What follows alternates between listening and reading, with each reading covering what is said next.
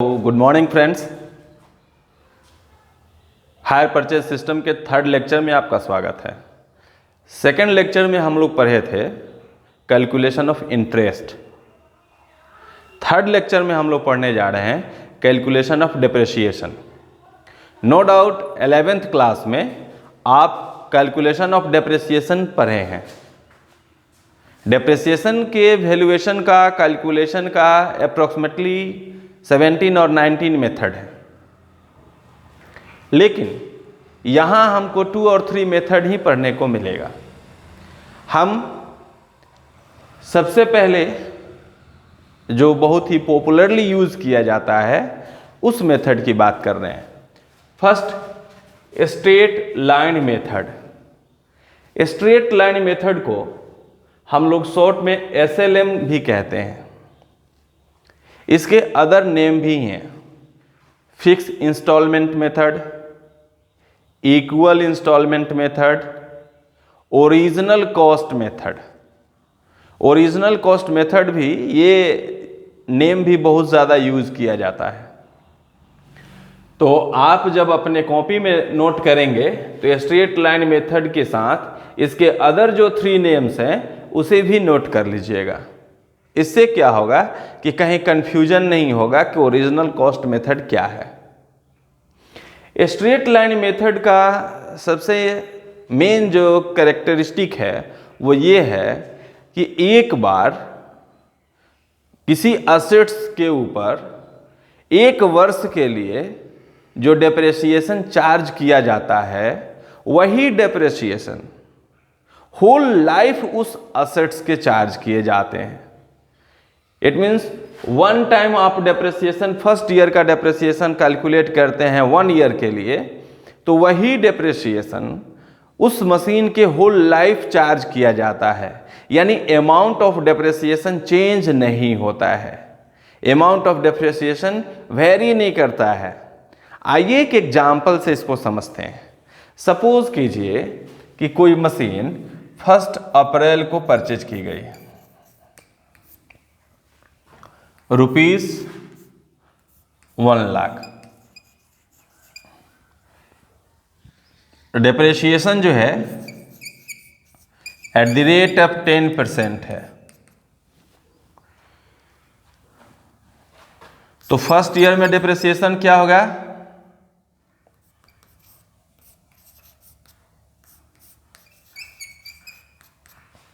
$1 lakh into 10/100।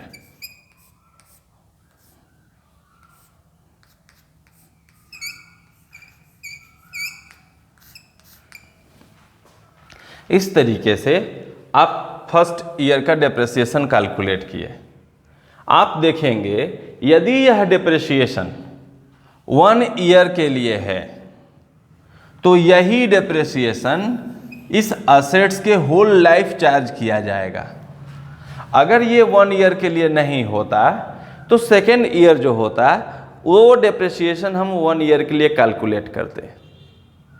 इस method में कभी कभी असेट्स की वैल्यू के साथ साथ ट्रांसपोर्टेशन कॉस्ट या अदर एक्सपेंसेस भी दिया गया रहता है। उसमें असेट्स का एस्टिमेटेड वैल्यू भी दिया रहता है, एस्टिमेटेड लाइफ दिया रहता है, और एस्टिमेटेड लाइफ के बाद उसका स्क्रैप वैल्यू दिया रहता है। उस केस में जब हम डेप्रिसिएशन कैलकुलेट करने चलते हैं तो हम ये फॉर्मूला यूज़ करते हैं, depreciation equal to total cost minus scrap value by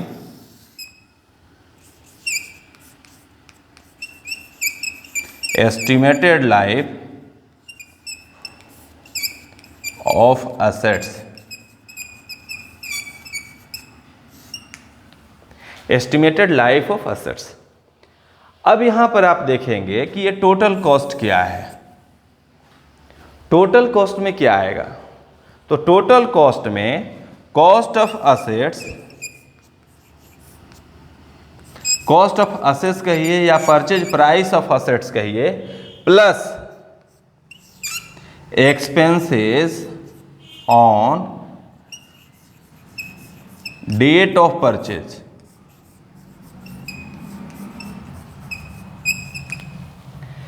और कुछ लोग कहते हैं कि इस असेट्स को यूजफुल बनाने के लिए जितने भी एक्सपेंसेस किए जाएंगे उसको हम इस असेट्स में ऐड कर लेंगे और ऐड करने के बाद जो आएगा वही होगा टोटल कॉस्ट।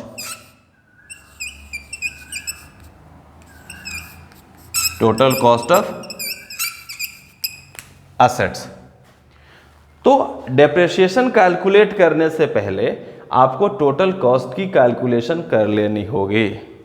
जैसे कोई असेट्स परचेज किए, उसमें आपने ब्रोकरेज दिया, उसमें आपने कोई कमीशन दिया, उसे लाने में कोई ट्रांसपोर्टेशन कॉस्ट हुआ, या उस असेट्स का ओल्ड सेकेंड हैंड असेट्स आपने परचेज किया तो ओवरहॉलिंग खर्च हुआ, रिपेयर खर्च हुआ, या आप एस्टेब्लिशमेंट एक्सपेंसेज हुआ।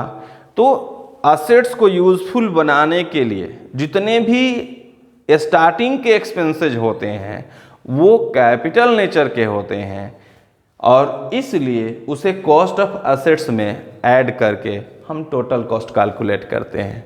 याद रखिएगा, अगर असेट्स परचेज करते हैं तो कमीशन आप उसके बाद नहीं देंगे, ब्रोकरेज नहीं देंगे, ट्रांसपोर्टेशन नहीं देंगे, ओवरहॉलिंग नहीं देंगे, एस्टेब्लिशमेंट रिपीटेड एक्सपेंसेस नहीं है। एक बार असेट्स एस्टेब्लिश कर दिया गया तो वो बार बार एस्टेब्लिश नहीं होगा। तो इस तरीके से कॉस्ट ऑफ असेट्स में, परचेज प्राइस ऑफ असेट्स में जो कैपिटल नेचर के एक्सपेंसेज होते हैं उनको ऐड करके हम टोटल कॉस्ट कैलकुलेट करते हैं। टोटल कॉस्ट से हम माइनस कर देते हैं किसको? स्क्रैप वैल्यू को। स्क्रैप वैल्यू को कहीं कहीं ब्रेकअप वैल्यू भी दिया रहेगा, कहीं कहीं फेच वैल्यू भी दिया रहेगा, कहीं रेजिडुअल वैल्यू भी दिया रहेगा। तो आप इसको पढ़ेंगे, देखेंगे, समझेंगे। यहाँ स्क्रैप वैल्यू लिखा हुआ है तो टोटल कॉस्ट से स्क्रैप वैल्यू को माइनस करेंगे और माइनस करने के बाद आप एस्टिमेटेड लाइफ ऑफ असेट से डिवाइड करेंगे। डिवाइड करने के बाद जो अमाउंट आएगा दैट इज डेप्रिसिएशन।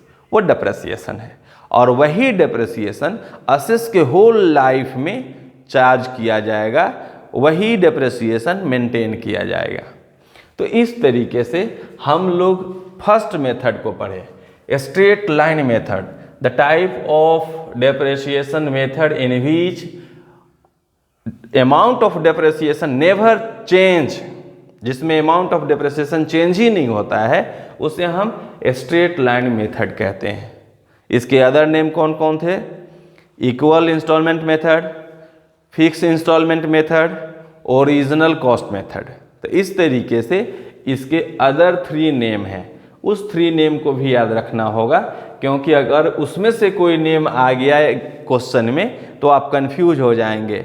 इसलिए इसके साथ साथ और करके आप उस नेम को भी नोट करेंगे और उसको भी पढ़ेंगे। तो स्ट्रेट लाइन मेथड में आपने क्या देखा कि स्ट्रेट लाइन मेथड एक बार जो डेप्रिसिएशन चार्ज हो जाता है वही डेप्रिसिएशन असेट्स के होल लाइफ में चार्ज किया जाता है। इसको चार्ज करने के 2 मेथड हैं।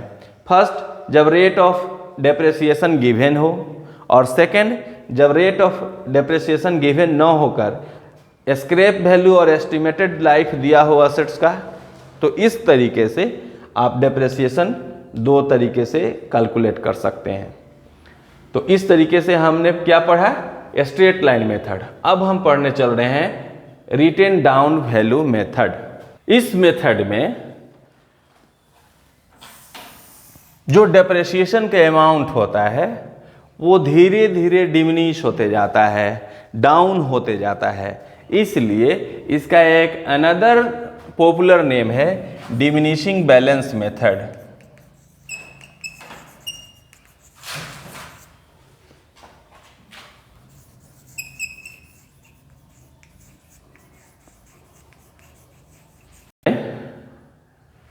हम देखेंगे कि रिटेन डाउन वैल्यू मेथड में डेप्रिसिएशन का जो अमाउंट होता है वो ग्रेजुअली डाउन होते जाता है। इसलिए इसका एक पॉपुलर नेम है डिमिनिशिंग बैलेंस मेथड।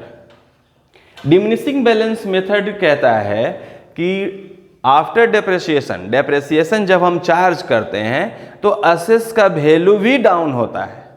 तो जब असेस का वैल्यू डाउन होगा तो डेप्रेसिएशन फिक्स कैसे रह सकता है।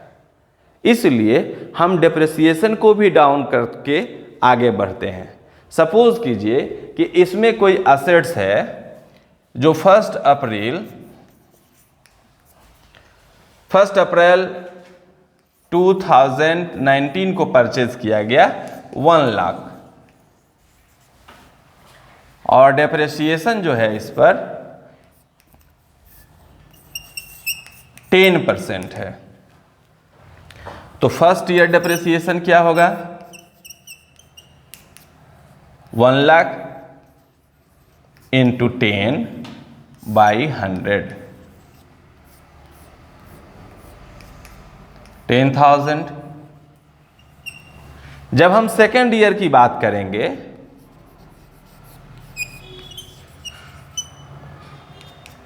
तो 1 लाख से 10,000 को माइनस कर लेंगे। 1 लाख माइनस 10,000 इंटू 10/100। 1 लाख से 10,000 माइनस किया तो 90,000, और 90,000 से हम 0 को रिमूव करेंगे तो हो जाएगा 9,000। थर्ड ईयर की जब बात करेंगे तो आप देखेंगे कि यहाँ 1 लाख से 10,000 को माइनस किया 90 हुआ।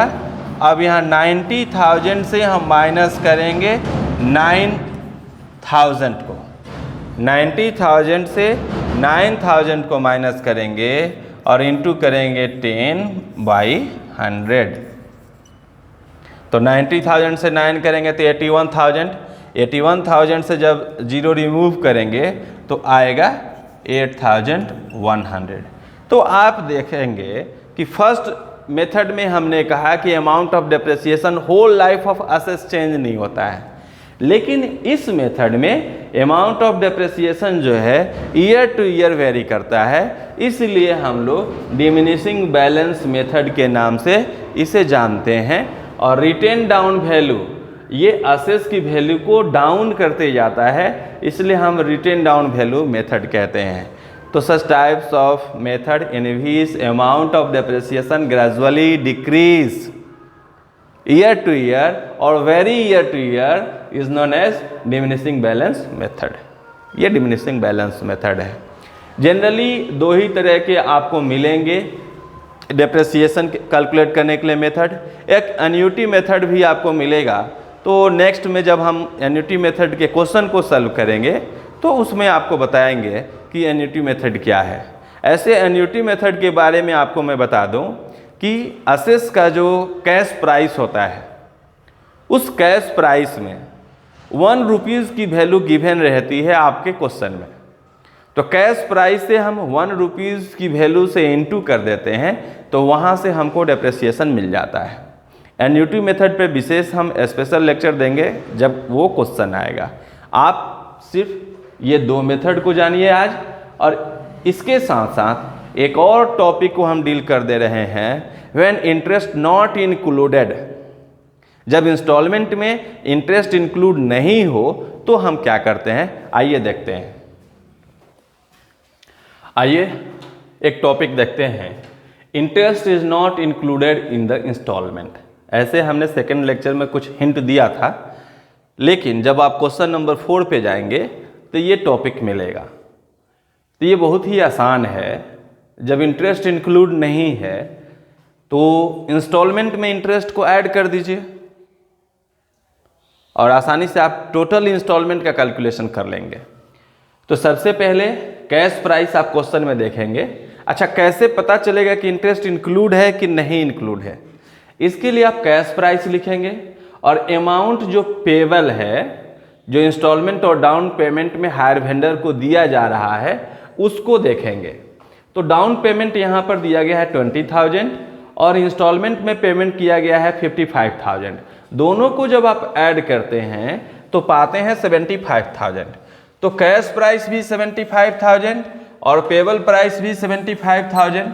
तो जब दोनों इक्वल हो तो समझिएगा कि इंटरेस्ट इंक्लूडेड नहीं है, नहीं तो payable amount greater than cash price always होगा।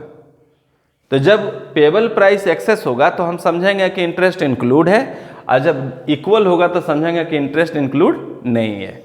तो जब इंटरेस्ट इंक्लूड नहीं होगा तो भी इंटरेस्ट का कैलकुलेशन करेंगे और इंस्टॉलमेंट में ऐड करेंगे, लेकिन जब इंटरेस्ट इंक्लूड होगा तो भी इंटरेस्ट का कैलकुलेशन करेंगे और इंस्टॉलमेंट से माइनस करेंगे। तो एक्चुअल इंस्टॉलमेंट और एक्चुअल इंटरेस्ट कैलकुलेट होगा। तो इसमें हम क्या करेंगे, कैश प्राइस हमने 75,000 लिखा, डीपी को माइनस किया, 55 हुआ। अब 55 पे हमने 5% इंटरेस्ट कैलकुलेट किया, 2,750।